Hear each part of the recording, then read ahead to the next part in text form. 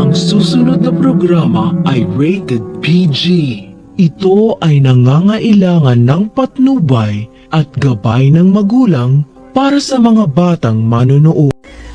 Dumating na ang kinakatakutan ni Moira dahil mabubuking na at ay na pagkatao ng nag-iisa niyang anak na si Zoe.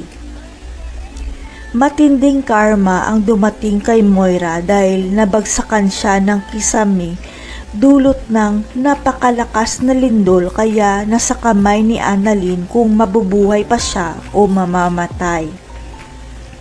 Ayon kay Doc Lindon, nagkaroon ng pagdurugo sa loob ng utak ni Moira kaya kailangan itong butasan para mailabas nila ang pressure pero wala silang tamang kagamitan.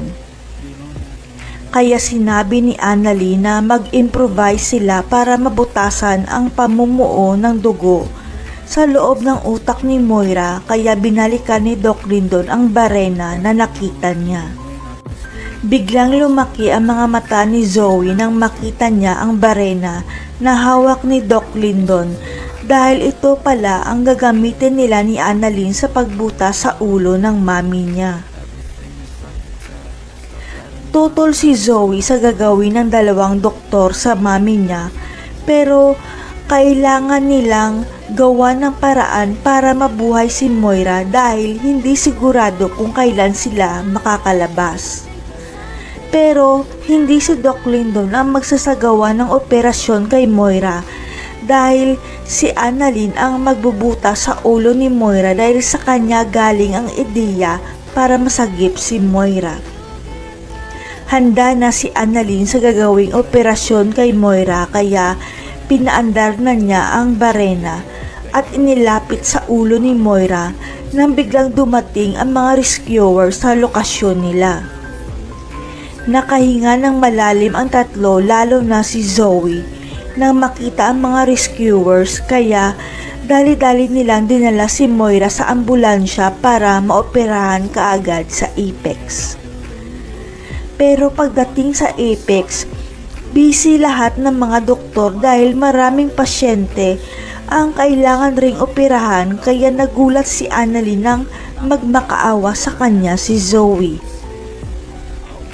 Umiiyak si Zoe habang sinasabi na siya na lang ang mag-oopera sa mami niya at dahil may mabuting puso si Annalyn, pumayag siya sa pakiusap sa kanya ni Zoe.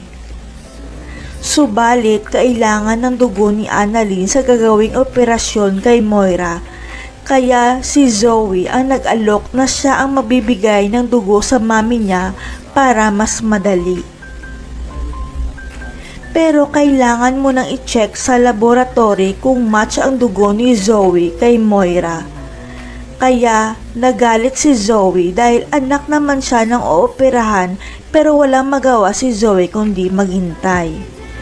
Nang biglang kinausap si Zoe ni Doc Ray at sinabi nitong hindi match ang dugo mo kay Moira kaya hindi pwedeng mag-donate si Zoe sa sarili ng inang si Moira.